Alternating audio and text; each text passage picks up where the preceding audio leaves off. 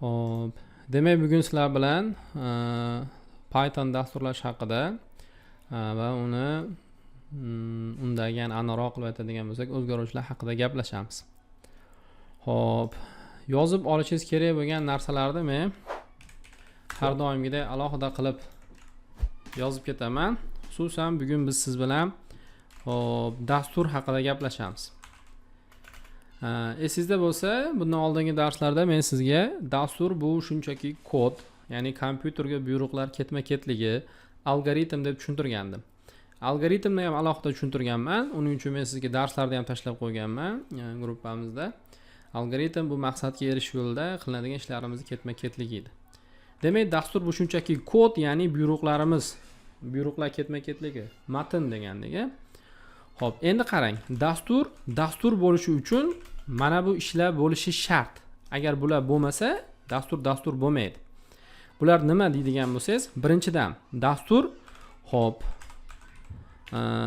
ma'lumotlarni qabul qilishi kerak. Oddiy kalkulyator misolida ko'radigan bo'lsak, kalkulyatorga o'sha 2 ni kiritasiz, plusni kiritasiz, 2 ni kiritasiz, shunga o'xshagan narsa. Xo'p, ikkinchidan dastur shu ma'lumotlarni qayta ishlashi kerak. Ya'ni xuddi shu ma'lumotlarni qayta ishlashi kerak.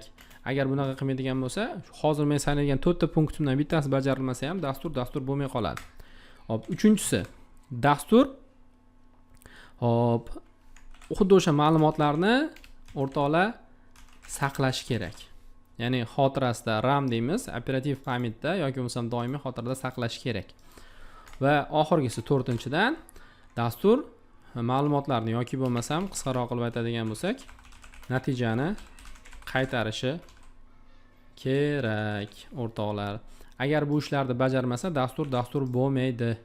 Shuni inobatga olamiz. Xo'p, oddiy kalkulyator misolida tushuntiraman, kalkulyator dasturi misolida, lekin buni o'rniga misol uchun Windows operatsion tizimi bo'ladimi yoki xolodilnigingizni menyusi bo'ladimi yoki konditsionerda menyusi bo'ladimi, konditsionerni boshqarishingizmi, shunga o'xshagan xullas har qanaqangi dasturni misol keltirishingiz mumkin. Demak, dastur ma'lumotlarni qabul qilish kerak. Kalkulyatorda qilsa oladigan bo'lsak, o'sha 2 ni bosasiz, plusni bosasiz, 2 ni bosasiz. Ya'ni bu qanaqangi ma'lumot kiritilyapti, nima o'zi bu, shu narsalarni tushunib, ularni qabul qilish kerak ekan. Ikkinchidan, dastur ma'lumotlarni qayta ishlash kerak. Ya'ni misol uchun 2 plus 2 ni bosadigan bo'lsak, o'sha barobar bosgan paytimizda u ma'lumotlarni qayta ishlaydi, ya'ni ikkalasini bir-biriga qo'shadi. Va uchinchidan, dastur ma'lumotlarni saqlash kerak deyapmiz. Ya'ni biz 2 ni bosamiz, plusni bosamiz, 2 ni bosamiz, to barobarda tengni bosmagunimizgacha bu ma'lumotlar dasturda saqlanib turadi-ku, to'g'rimi? Ya'ni ma'lumotlarni saqlash kerak ekan va albatta natijani qaytarish kerak. Barobar bosganingizda displeyga, ekranga to'g'ri qaytib chiqadi. Demak, shu 4 ta ishni bajarish kerak ekan programma. Biz siz bilan hozir birinchi dars misolida dasturni ma'lumotlarni qabul qilishi ko'rib chiqamiz. Xo'p. Menimcha VS Code'dan foydalanish hamma biladi. Nastroykalari o'rnatish, bularni ham videolarni ko'rgan bo'lsangiz kerak. Men alohida toza Python kurs deb direktoriya ochganman. Bu direktoriyamni men GitHub bilan bog'laganman. Hozir hammaga esdan chiqib qolmasligi uchun gruppamizga bu direktoriyani ham tashlab qo'raman. Agar mabodo kodlarni topa olmasangiz, kodlarimiz mana shu direktoriyada bo'ladi. Bu public, ochiq repozitoriya. Hamma kirib kodlarni ko'rishi mumkin. Xo'p, shu yerdan topishingiz mumkin bo'ladi kodlarni. Demak, men bu yerga birinchi va Python faylimni sazdat qilaman, ya'ni ochaman. Xo'p. Bilamiz, Pythonda hosil qilinadigan fayllarni kengaytmasi .py bo'ladi. .py. Men intro.py qilib sazdat qilyapman, ochyapman. Bu yerda agar bilmasangiz, bilib ketishingiz kerak bo'lgan narsa, intro so'zi bu faylimizning nomi. .py bo'lsa formati. Hozir aytganimdek, Pythonda ochiladigan fayllar kengaytmasi .py bo'ladi. Yoki bo'lmasa pyc bo'lishi ham mumkin. Xo'p, shunaqa, xullas. Demak, xuddi shu faylni hosil qilib oldim. Aynan bu fayl Python uchun modul hisoblanadi. Ya'ni, masalan, sizda oddiy statsionarniy kompyuter bo'lsa, u kompyuterni besprovodnoy Wi-Fi tutadigan imkoniyati bo'lmasa, Siz nima qilasiz? Do'konga borib Wi-Fi modul olib kelasiz, to'g'rimi? Wi-Fi adapter olib kelasiz. Wi-Fi modul deb qo'yiladi. Ya'ni sohada shunaqa deyiladi. Bu shu kungacha kompyuteringizda Wi-Fi, ya'ni besprovodniy simsiz tarmoq tutish imkoniyati bo'lmagan bo'lsa, endi bor. Ya'ni aynan o'sha modul tufayli. Pythonda ham hamma ochilyapti turgan, so'zlat qilinib turgan .py formatidagi fayllar Pythonda imkoniyatini kengaytira oladigan fayllar hisoblanadi. Ya'ni bugungi kunda Python o'zini kengaytira oladigan sanoqli dasturlash tillaridan bittasi. Demak, biz Python faylni hosil qilib oldik. Siz bilan biz bugun ma'lumotlarni qabul qilish temasida gaplashyapmiz. Xo'p, dastur yozadigan bo'lsak, bu dasturimiz ma'lumotlarni qabul qilsa, savol tug'iladi. Qanaqangi ma'lumotlarni qabul qiladi degan. Xo'p, keyin Python bunga javob beradi. Sen deydi, string, ya'ni oddiy matnlar, int, butun sonlar yoki bo'lmasam float, qoldiqli sonlar. Hozir men sizga ozgina shriftlarni kattaroq qilib beraman. Yaxshiroq ko'rishinglar uchun. Hop, float, ya'ni complex, murakkab sonlar, dict, lug'atlar, list, ro'yxatlar, tuple, kortejlar, range, diapazonlar, set, unikal elementlar to'plami, frozen set, xuddi shunaqangi unikal elementlar to'plami, faqatgina o'zgartirib bo'lmaydigan. Bool, ya'ni boolean qiymatlar, ha yoki yo'q, true false'lar, bytes, byte array hamda memory view degan ma'lumot turlarini qabul qila oladi. Ya'ni soddaroq qilib aytadigan bo'lsak, uyga qandaydir bitta ekzotik hayvonni olib kelsak, misol uchun qushmi yoki qanaqadir o'rgimchakmi, xullas noyob hayvonni olib keldingizda, bizni joylarda o'smaydigan, biz joylarda yashamaydigan shunaqangi hayvonni olib kelsangiz, zoo magazindan u hayvonni olib turganingizda sizga tushuntirishadi. Bu hayvon deydi, mana bunaqa ovqatlar yeydi, bunaqa narsalar yemaydi, bunaqa narsalar berasiz, bunaqa narsalarni xullas bermaysiz deydi. Biz ham mana Python dasturlashni o'rganadigan bo'lsak, Python dasturlash tilini mana shunaqangi ma'lumotlarni qabul qila olishini ko'rib chiqyapmiz. Bundan boshqa turdagi ma'lumotlarni qabul qila olmasligini bilib olyapmiz. Ya'ni dastur yozadigan bo'lsak, Pythonda shu qatorda turgan turdagi ma'lumotlarni bera olamiz xolos. Ya'ni biz birinchi savolga javob beryapmiz. Ma'lumotlarni qabul qilish kerak desak, yana qanaqangi ma'lumotlarni qabul qila oladi degan savol. Xo'p, yaxshi. Biz bularga alohida keyingi darslarda to'xtalamiz, shoshilmasdan bitta-bitta. Hozir ikkinchi savol. Ularni qayda saqlaydi degan savol. Ya'ni aniqroq uchinchi savol. Xo'p, mayli, qabul qildi ham deylik, kalkulyator misolida. 2 ni bosdik, plusni bosdik, 2 ni bosdik. Ularni saqlab, eslab turibdi-ku, to'g'rimi kompyuter? Aynan shu joyda xo'p, qayerda saqlaydi degan savol tug'iladi. Jigarlar, kompyuter bu ma'lumotlarni, hop, mana bu yerda ochgandim, RAM, ya'ni operativ xotirada saqlaydi. RAM, random access memory, ya'ni operativ xotira, biz AZU ham deb qo'yamiz, operativno запоминающее устройство. Shu yerda saqlaydi ma'lumotlarni va operativ xotirada ma'lumot saqlab turganimizda biz tushunib olishimiz kerak, как работает память. Xotira qanday ishlaydi? Bu Aditya Bhargavani Grokem algoritmi kitobida u xotirani ishlashini shunaqa tushuntiradi. Tasavvur qiling, siz teatrga keldingiz va teatrda o'sha garderobchik bor. Garderob bor, ya'ni kiyimlarni yechib berib ketasiz. Keyin teatrda xullas kinoni yoki bo'lsam teatr tomosha qilib chiqqandan keyin kiyimingizni kiyib ketaverasiz. Garderobdagi shunaqangi yashiklarga, qutilarga o'xshaydi. Har bittasini raqami bor, bilamiz-ku. Kiyimimizni yechganimizdan keyin kiyimimizni bersak, garderobchik bizga nomer beradi. Ana shu nomerdagi yashikka bizni nimani kiyimimizni solib qo'yadi. Misol uchun, teatrga kirdikda, mana aytayapti, "2 yashika, пожалуйста, menga 2ta quticha bering" deyapti.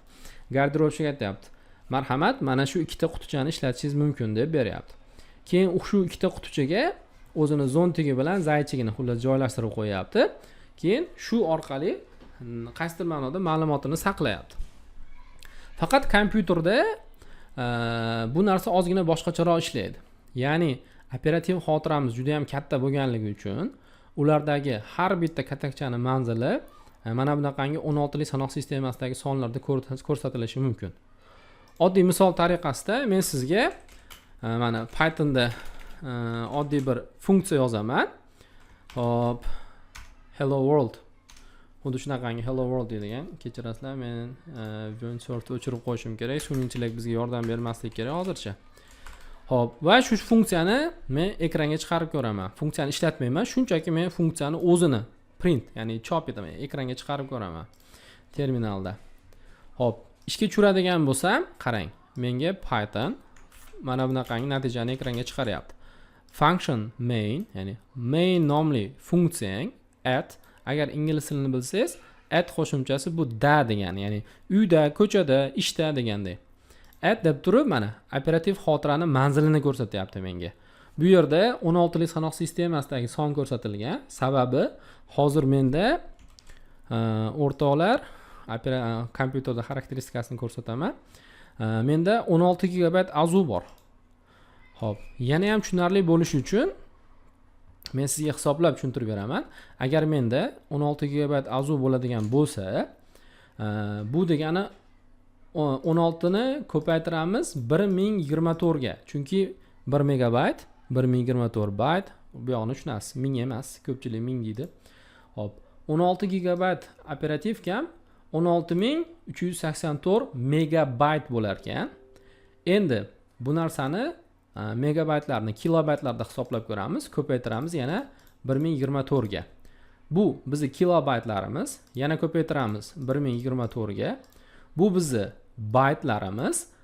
Endi 1 baytimiz 8 ta bitdan iborat bo'lardi. Agar 5-sinf informatika kitobini o'qigan bo'lsangiz, bu narsani bilasiz. Kompyuterda xotirasidagi o'sha klaviaturada istalgan tugmani bossangiz, bu 1 bayt informatsiya bo'ladi va 1 baytingiz 8 ta bitdan iborat bo'ladi. Endi buni ham 1024 ga, kechirasiz, 1024 ga emas, balki 8 ga ko'paytiradigan bo'lsak, mana shuncha bit joy borligini ko'rishingiz mumkin operativ xotiramizda. Даже bu sonni o'qigim kelmayapti. Xo'p. Ya'ni 16 GB azoyim bo'lsa, menda mana shuncha katakcha bor. Qaysidir ma'noda mana bunaqangi yacheyka bor. Va har bittasida axborot saqlash mumkin. Aniqroq qilib aytganda, bu bitlarda 8 ta qilib, xullas bayt qilib alohida bitidan katakcha qilinadi. Lekin tasavvur qilishingiz uchun shunaqangi katta xullas joy bor. Har bittasini o'zini manzili bor, adresi bor. Xuddi haligi domda kvartiralar nomeri shunga o'xshaganda yoki bo'lmasam o'sha garderobdagi yashiklarni raqamiga o'xshagan. Har bittasini o'zini manzili bor, adresi bor va bularda ma'lumot saqlasa bo'ladi. Misol uchun o'sha yozib turganimizda 2+2 shunga o'xshagan ma'lumotlarni saqlasak bo'ladi. Endi qarang.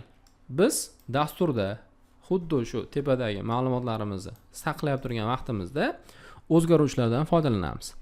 Aytaylik, x ni qiymati 10 ga teng deymiz. Xo'p. X ni qiymati 10 ga teng deydigan bo'lsak, xuddi shu 10-qatorda nima ishlar bo'ladi? Xo'p. 10-qatordagi x ni ko'rib, interpretator, ya'ni kompyuterda ular Pythonimiz deydi, hozir o'zgaruvchi bo'lish kerak ekan deb turib, operativ xotiradan joy ajratadi. Random access memory bo'lganligi uchun, ya'ni tasodifiy bo'lganligi uchun, bu tasodifiy qanaqadir joy bo'lishi mumkin. Misol uchun o'sha hozirgi 137 milliard allaqanchami shu yerdan qaysidir bittasi bo'lishi mumkin shulardan. Va barobarni ko'rgandan keyin, deydi, hozir bunga qiymat biriktirillar ekan deydi. 10 ni ko'rgandan keyin ana shu 10 qiymatingizni operativ xotirani xuddi o'sha joyiga yozib qo'yadi. Masalan, 10-qatorda xuddi shu ishlar bo'lgan bo'lsa, mana print x qiladigan bo'lsak, operativ xotiraga ma'lumot yozilyapti 10-qatorda. Kodni ishga tushirib ko'radigan bo'lsak, bizda mana 10 ekranga chiqyapti. Bu narsa 11-qatorda bo'lyapti. Ya'ni operativ xotiradagi manzili x ga yozilgan. Shu x dan bizga 10 qiymatini olib beryapti. Yoki bo'lmasam, keyinchalik buni ustida qanaqadir matematik amallarni bajarishimiz mumkin. Misol uchun, endi bizga bu yerda 20 chiqadi ekranga. Sababi operativ xotirada kelyapti turgan mana bu 10, ya'ni x bilan unga qo'shib 20, xullas, yana 10 ni qo'shib 20 chiqarib qo'yapman. Xuddi shu asnoda kompyuter operativ xotirada ma'lumotlarni saqlaydi va xuddi shu ma'lumotlarga olib boruvchi manzillarni biz oddiy nomlarga aylantirib olamiz. Internet qanaqa ishlash haqida bilsangiz, DNS degan narsa bor. Ya'ni domain name server degan narsa bor. Domain name serverda asosiy ishi masalan 192.168.1.1 IP manzil bo'lsa, xuddi shu IP manzilda oddiy siz bilan biz biladigan nomlarga o'girib beradi. kun.uz, qalampir.uz, youtube.com, google.com degandek. Ya'ni baribir lekin tarmoqda kompyuterlar bir-biriga IP manzil orqali bog'lanadi, lekin bunaqangi raqamlarni eslab qolish qiyin bo'lganligi uchun mana DNSlar bizga oddiy nomlarni IP manzillarini xullas berib turadi. Oddiy nomlarga aylantirib berib turadi. Bizda ham xuddi shunaqangi holat bo'lyapti. Hop. Ekran ko'rinmayapti.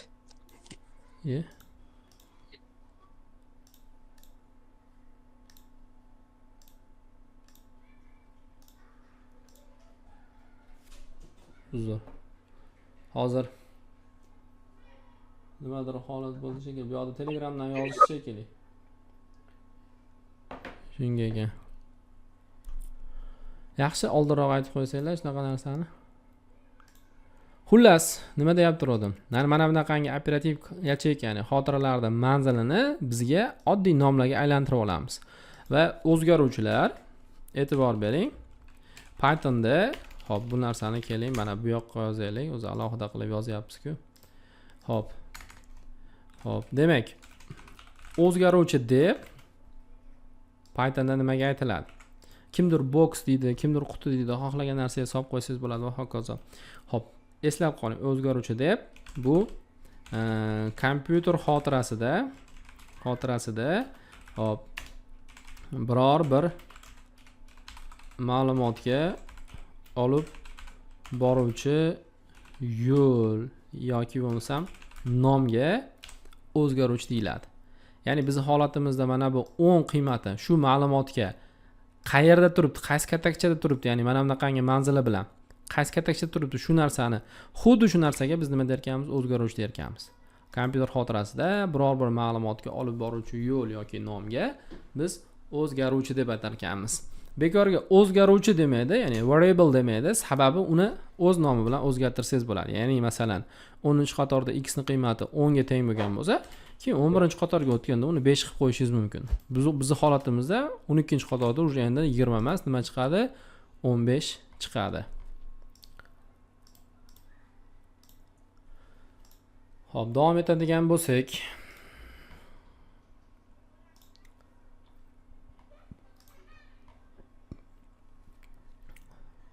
Aditya Bhargava yana kitobda dalshi tushuntiradida o'zgaruvchilarda, xullas umuman ma'lumotlarni saqlashda asosan ikki xil ko'rinishdagi ma'lumotlarni saqlash usuli bor. Birinchisi bu massivlar, ikkinchisi bo'lsa node lists deydi, ya'ni bir-biriga bog'langan ro'yxatlar, связанные списки. Tasavvur qiling, siz o'zingizni qiladigan ishlaringizni ro'yxatini tuzmoqchisiz, shunda qiladigan ishlaringizni belgilab boradigan dastur tuzmoqchisiz. Aytaylik, mana obed, chay, trenirovka qilib, xullas qilsangiz, o'sha ishlarni bajarsangiz, bajarildi qilib qo'yasiz yoki yana qiladigan ishlaringiz bo'lsa, dalshi yozib qo'yasiz deganda, hop, xuddi shunaqangi dastur qilmoqchisiz. Kompyuterda xotirasida bu ma'lumotlarni, mana obed, chay, trenirovkaga o'xshagan ma'lumotlarni mana bunaqangi ko'rinishda saqlashingiz mumkin. Ya'ni bu katakchada obed, bu katakchada trenirovka, bunisida choy, endi уже bu joylarda boshqa dastur ishlatyapti. Chunki operativkani RAM deymiz, u random access memory, ya'ni tasodifiy bo'sh joyga nima qilib ketadi? Yozib ketaveradi. Hop, bu yerga endi siz ma'lumot yoza olmaysiz. Chunki bu уже занят, ya'ni band qilingan joy. Qachon bu dastur o'zini ishini to'xtatib, ma'lumotlar o'chib ketsa, keyin siz bu yerga ma'lumot yoza olasiz. Shu yerda yana bitta narsani eslatib o'tib ketish kerak. RAM, ya'ni operativ xotira, bu dasturlar ishlash vaqtida ishlatiladigan xotira bo'ladi. AZUIS. Ya'ni mana yana bir takrorlayman. Meni Chrome brauzerim ishlayapti. Mana shuncha vkladkani ochib olganman. Bulardagi ma'lumotlarni hammasini operativ xotirada saqlab turibdi-da. Endi men qachonki X ga, ya'ni oynani yopishga bosadigan bo'lsam, bu ma'lumotlarimni hammasini operativkadan o'chirib yuboradi. Operativkani tozalab yuboradi. O'rniga keyin boshqa dasturlar u joylarda ishlatishi mumkin. Faqatgina doimiy xotirada, ya'ni mana bu yoqda etat kompyuter qilib kirganimizda C disk, D disk bor-ku, ya'ni doimiy xotiralarimizda yozilgan ma'lumotlar o'z nomi bilan doimiy saqlanadi. Hop, xuddi shunaqa ko'rinishda katakchalarga ma'lumotlarni yozib saqlash mumkin. Mana bu obed, trenirovka, chay bularda hammasi misol uchun alohida o'zgarishlarda ko'rsatilgan bo'lishi mumkin. Xo'p. Endi yana bitta narsani inobatga olish kerak. Ikki xil ko'rinishda ma'lumot saqlash mumkin dedik. Massiv, ya'ni array yoki bo'lmasam node list, bir-biriga bog'langan ro'yxatlar. Bular qanaqa bo'ladi desangiz, massivlarda doim ma'lumotlar yonma-yon bo'sh katakchalarga yoziladi. Ya'ni obed, chay, trenirovkani yozdik, bu yerga ma'lumot yoza olmaymiz. Endi biz xatolik olamiz, memory error degan. Chunki massiv ko'rinishda ma'lumot saqlayman desangiz, doim ular yonma-yon saqlanishi kerak. Agar yonma-yon bo'sh katakcha bo'lmasa, bo'ldi, xatolik beradi.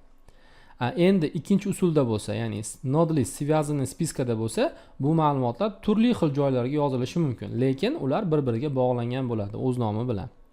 Ya'ni mana obedni bu yerga yozyapti, trenirovkani bu yerga yozyapti, choyni bu yerga yozyapti degandek.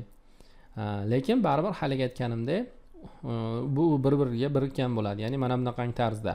Agar siz choyni olmoqchi bo'lsangiz, birinchi nima qilasiz? Ketma-ketlik bo'yicha obedni olasiz, trenirovkani olasiz, keyin orqasidan choyni olasiz. Shuning uchun ham ular bir-biriga связанный adresa pamять, ya'ni bir-biriga biriktirilgan xotira katakchalari yoki manzillari deyiladi. Shuning uchun ham o'z nomi bilan bir-biriga bog'langan ro'yxatlar deyiladi u narsani. Massivlarda bo'lsa, bu narsa yonma-yon katakchalarda saqlanadi. Ya'ni ularga keyin murojaat indeks orqali bo'ladi. Mana birinchi element doim 0 bo'ladi. Ikkinchi elementimiz 1 bo'ladi. Ya'ni joylashuv. Indeks degani joylashuv degani, kstati. Xo'p. Va yana bitta narsani aytib o'tib ketish kerak. Dasturlashda sanoq 0 dan boshlanadi. Ya'ni 0 biz uchun 1 bo'ladi. 1 уже 2 bo'ladi. Shuning uchun hali unaqa men boru, dasturchi yaxshi ko'rgan qiziga sen men uchun 0-o'rindasan desa, qizi tashab ketib qopti degan memlar borda. Aslida 0 dasturchi uchun 1-o'rinda hisoblanadi. To есть sanoqda 1. Xo'p, massivlar hali aytganimizdek yonma-yon katakchalarda saqlanadi, ya'ni elementlari va ularga murojaat indeks orqali, ya'ni joylashuvlar orqali bo'ladi.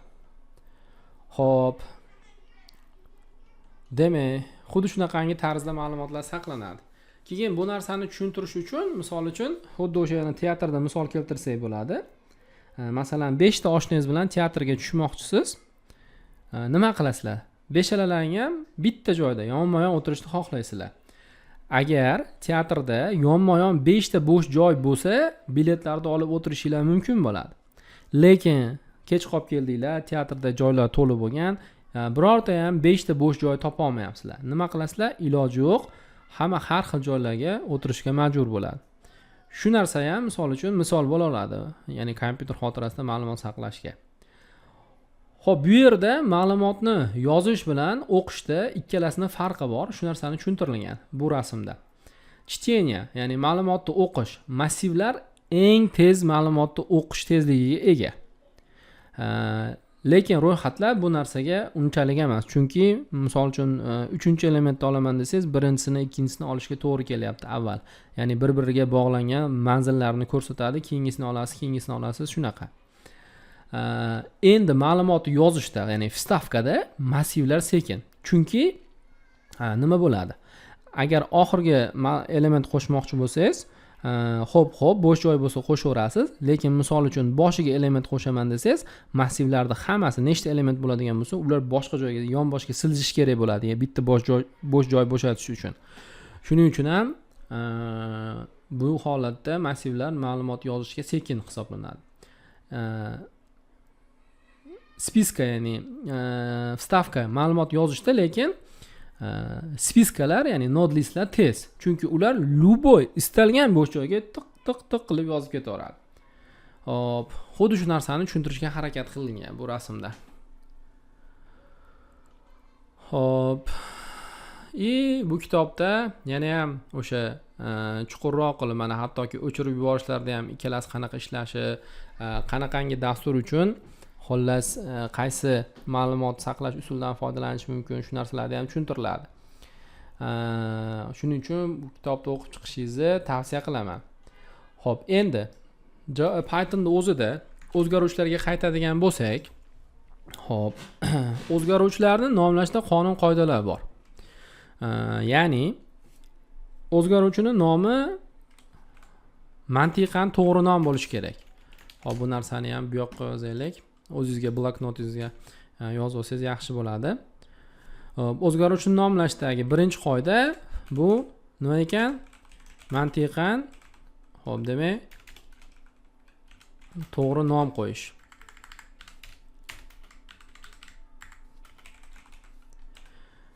Ya'ni bu narsa nima deydigan bo'lsangiz, mantiqan to'g'ri nom berish. Aytaylik, biz userni, ya'ni foydalanuvchimizni profilini, rasmini, manzilini saqlaydigan, xullas o'zgaruvchi qilyapmiz. Ya'ni u D diskga turibdimi, C diskga turibdimi? Bunday deb qo'ysa ham bo'laveradi. Misol uchun U deb qo'ysangiz ham bo'laveradi. U deb turib aytaylik, bu users papkada imagesda aytaylik user1.png degan rasm bo'lsa. Mana bunaqangi nomlar qo'ysangiz ham bo'laveradi. Lekin bu nima-yu? Noto'g'ri. Nimaga noto'g'ri deydigan bo'lsangiz, o'zgaruvchi nomi mantiqan to'g'ri emas. Xo'p, to'g'ri bo'lgan bo'lardi, qachonki mana bunaqangi tarzda yozilsa, ya'ni user profile image URL. Ya'ni mantiqan to'g'ri nom bo'lyapti. Siz bu o'zgaruvchini o'qiganingizda uje siz bilasiz ichida nima saqlanishini. Xo'p, demak, ikkinchi qoida albatta nima bo'lishi kerak? Ingliz tilida bo'lishi kerak o'zgaruvchilar. Agar o'zbek tilida ochib turgan bo'lsangiz, o'zgaruvchilarni. Xo'p, bu boshlanishiga mayli kechirsa bo'ladigan narsa, lekin rostmana pul topadigan dasturchi bo'lib, ertaga zakazlar olib ishlayman desangiz, hech qachon o'zgaruvchilarni o'zbek tilida ochmang. Men bunaqa odamlarni yomon ko'raman, ochiqchasiga aytaman, qoralayman ularni qilib turgan ishini, hech qachon men ularni tushunmayman. Chunki nimaga desangiz, mana bunga sabab bor. Men просто tak o'zimni fe'l-atvorimni ko'rsatmayapman. O'tgan safargi darslarimizda gaplashganimizdek PEP 8 degan narsa bor. Ya'ni Pythonda kod yozish bo'yicha guideline. Butun dunyodagi dasturchilar o'zaro kelishib ishlashlari uchun va bir-birlarining kodlarini tushuna olishlari uchun bu narsa qabul qilingan. Buni o'qib tushunib chiqish kerak, o'qib tanishib chiqish kerak. Buni ruschasi ham bor, xohlasangiz tarjima qilib o'rgansangiz bo'ladi. Xullas qo'yingki, bu narsa bilan tanishib chiqish shart. Endi o'zgaruvchilarni o'zbek tilida nomlamaslikka, ya'ni ingliz tilida nomlashga keladigan bo'lsak, bu narsa mana xuddi shu PEP 8 da ham o'qib chiqqaningizdan keyin tushunish mumkin. Birinchidan ingliz tilida nomlasangiz, siz global dasturchi bo'lasiz. Ya'ni faqatgina kodingizni mahalliy dasturchilar ko'rib tushuna oladigan, shunaqa dasturchi bo'lmaysiz. Butun dunyodagi Python dasturchilar sizni kodingizni o'qib tushuna oladi. Ikkinchidan, agar mabodo loyihani mana 6 oylik loyiha deylik, 3 oy ishini qildingiz, 50% ishini qildingiz, endi yo'q, siz chiqib ketyapsiz. Siz o'rningizga boshqa dasturchini olib kelib turib, kelgan joydan davom ettirib ketish imkoniyati bo'ladi. Ya'ni mana shu PEP 8 ga amal qilib kod yozadigan bo'lsangiz. Kod umumiy qaysidir ma'noda kod yozish stili bo'ladi. Shuning uchun ham to'g'ri nom berish kerak, ingliz tilida bo'lishi kerak va uchinchi qoida o'rtoqlar. Xo'p, demak, birinchi belgisi raqam yoki spetsialniy belgilar, maxsus belgilar bo'lishi mumkin emas. Lekin past chiziqchadan tashqari. Ya'ni underscore past chiziqcha bilan birinchi belgisini past chiziqcha qilib ochsangiz bo'laveradi. Pythonda bu narsa qabul qilingan. Hop, hattoki mana shu past chiziqchani o'zini ham o'zgaruvchi qilib ochsangiz bo'laveradi. Ya'ni mana bunaqangi tarzda mana past chiziqchani e'lon qilasizda, misol uchun bu 12 ga teng. Pastda uni ustida amallar bajarib ketaverasiz. Past chiziqcha qo'shilgan, misol uchun 2. Bu bizga terminalda 14 qaytaradi. Bu tarzda ochsangiz ham bo'laveradi. Lekin boshqa maxsus belgilarda dollar belgisi, rishotka va hokazo yoki bo'lmasa raqamlar bilan ochish mumkin emas. Misol uchun, birinchi user demoqchisiz, ya'ni birinchi foydalanuvchi demoqchisiz. User past chiziqcha 1 qilganingiz ma'qul. Yoki ikkinchi varianti user 1. Shunday to'g'ridan-to'g'ri yozsangiz bo'laveradi. Lekin hech qachon bir user deb ocha olmaysiz. Buni uje yozadigan bo'lsangiz VS Code o'zi ham mana qizartirib ogohlantirish beryapti. Yana bitta life hack, ogohlantirish warninglarda mana bu joyda ko'rsangiz bo'ladi. VS Code'ingizni chap pastki burchagiga qarasangiz, warning ya'ni ogohlantirishlar bilan error xatoliklarni ko'rsatib turadi. Mana biz hozir dasturimizda ikkita ogohlantirish bilan bitta xatolik bor, shu narsani ko'rsatib turibdi. Mana ustiga bosadigan bo'lsak, o'sha xatoliklar haqida ham ma'lumot beryapti bizga. Xo'p, demak, hech qachon birinchi raqamini nima ekan belgisini raqam yoki maxsus belgi qilish shart emas. Xo'p. Keyin yana yozilmagan qonun qoidalari bor o'zgarishlarni nomlashda. Uzundan uzun nomlar qo'yish mumkin emas va желательно o'zgarishlarni nomlashda snake case yoki kebab case dan foydalangan ma'qul. Kod yozishda stil usullar bor. Masalan, JavaScriptda men ham o'zim ham JavaScriptda kod yozganimda mana bunaqangi tarz, ya'ni camel case deydi. Camel tuya, case bo'lsa o'sha registr yozish usuli. Shundan foydalanishadi. Oddiy user profile image URL bo'ladigan bo'lsa, u mana bunaqangi tarzda e'lon qilinadi. Birinchi belgisi kichkina harf bo'ladi, user. Keyin har bitta so'zni birinchi belgisi katta harf bo'lib ketaveradi. Profile image URL qilib. Mana shunaqangi tarzda o'zgaruvchi ochishadi. Xullas, shu camel case bo'ladi, xullas registr. Ya'ni bunda har bitta so'zni birinchi harfi katta harfga aylanib ketaveradi. Lekin bundan ko'ra mana snake case deydi yoki bo'lsam kebab case ham deydi. Xuddi shashlik bor-u. Shashlikka sixiga go'shtlar terib qo'yiladi-yu, o'sha go'shtlarni xuddi shashlikni sixiga terilgandek turadi. Shunaqangi kebab case dan foydalansangiz ham bo'laveradi. Pythonda mana shundan foydalanishadi ma'lumot uchun. Ya'ni Python doim shu usulni ma'qullaydi, kebab case'ni ma'qullaydi. Sizga ham tavsiya shu kebab case'dan foydalansangiz bo'ladi. Chunki bunda har bitta so'zni orasiga mana bunaqangi underscore qo'yishi bilan so'zlar orasi ochiladi-da, при этом ular bir-biridan uzilib qolmaydi, chunki o'zgarishlarni uzib yozib bo'lmaydi-da. Bitta bo'ladi hammasi. Keyin o'qish uchun qulay bo'ladi. Eng qulay o'qish uchun variant mana shu kebab case hisoblanadi. Shuning uchun ham doim mana shunaqangi stilda o'zgarishlarni ochishingizni tavsiya qilinadi. Keyin haligi narsa, uzundan uzun narsa bo'lish, gap bo'lish shart emas. Adashmasam shu PEP 8 ni o'zida 15 ta belgidan oshmasin degan gap ham bor. O'zgarishlarni, ya'ni nimasi nomlash. Xo'p.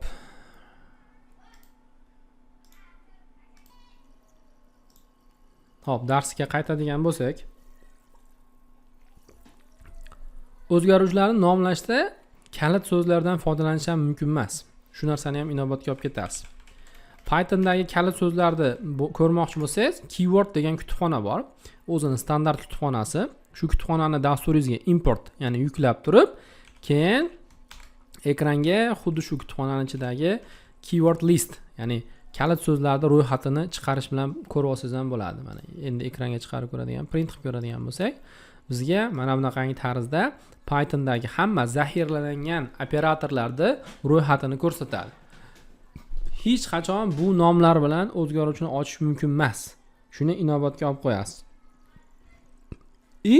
Yana bitta narsa, bu nomlar bilan fayllar ochish ham mumkin emas.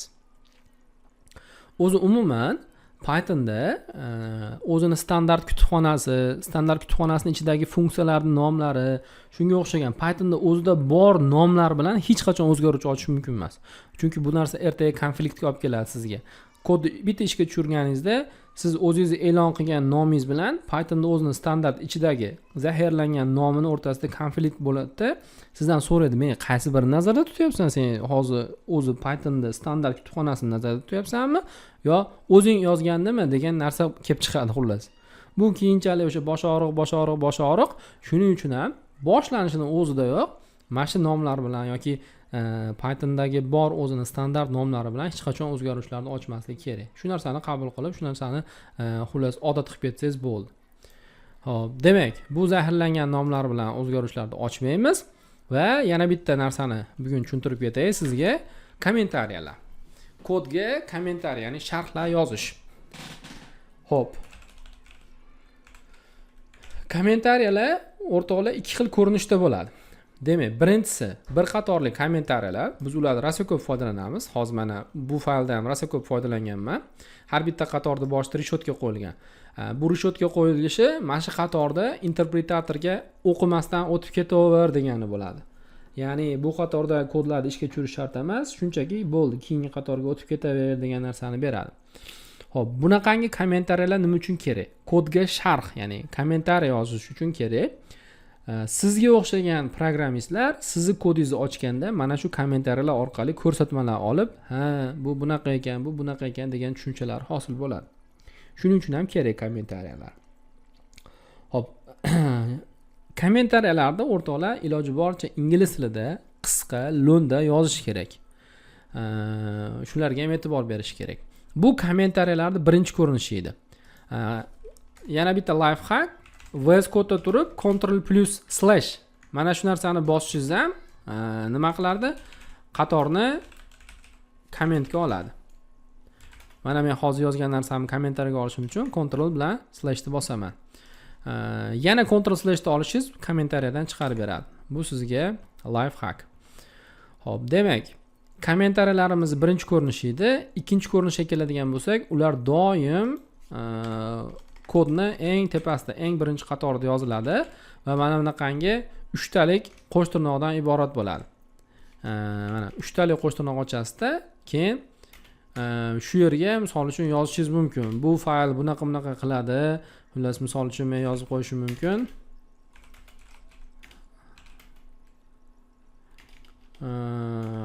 Masalan, my first Python file deb yozib qo'ysam bo'laveradi. Misol uchun meni birinchi Python faylim deb, shunga o'xshagan.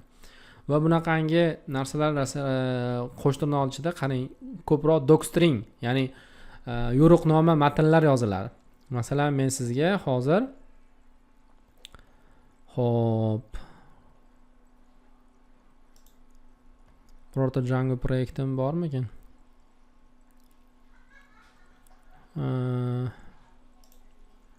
Hozir. Masalan. Aytaylik, PyBlog'dan olaylik. Mana Django proyektda settings faylimiz bor. Mana e'tibor bering, settings fayli birinchi qatorda, mana boshida 3 tali qo'sh tirnoq ochilganda, keyin yo'riqnoma matnlar yozib qo'yilgan. Misol uchun mana config proyekting uchun Django sozlamalari. Django admin start project komandasi orqasi shu komanda bilan Django 3.2 da hosil qilingan deyapti. Qo'shimcha informatsiyalar olish uchun mana bu manzilga o't, nastroyka haqida bilish uchun mana bu manzilga o't deb mana shunaqangi ko'rsatmalar berib qo'yilgan. Ya'ni demoqchimanki, hozir sizga aytib turgan ikkinchi o'sha kommentariyalarimiz, ikkinchi ko'rinishdagi kommentariyalarimiz bu docstring, ya'ni qo'shimcha don't save qilamiz. Ko'rsatmalar berish uchun ishlatiladigan kommentariya usullari hisoblanadi. Umuman olganda, bugun sizga Pythonda o'zgaruvchilarni nomlash, operativ xotirada ma'lumot saqlash, shunga o'xshagan asosiy mavzularni tushunarli bo'ldi degan umiddaman. Keyingi darsga xudo xohlasa siz bilan shu ma'lumot turlari haqida, ya'ni bizda savol bor edi. Xo'p, dastur bo'ladigan bo'lsa, dastur nima ish qiladi? Dastur ma'lumotlarni qabul qiladi va ularni qayta ishlaydi degandek, o'sha ma'lumotlarni qabul qilsa, bizda savollar tug'ilardi. Qanaqangi ma'lumotlarni qabul qiladi? Qayda saqlaydi degan. Biz qayerda saqlaydi degan gapga bugun javob oldik. Operativ xotirada saqlaydi. Ularni mana bunaqa qilib saqlashimiz mumkin. Shunaqa qilib nom beramiz va hokazo. Endi qanaqangi ma'lumotlarni saqlaydi degan savolga javob topishimiz kerak. Xudo xolasa, keyingi darsda biz siz bilan Pythondagi o'sha ma'lumot turlarini sekin-sekin o'sha bittama-bitta ko'rib chiqishni boshlaymiz.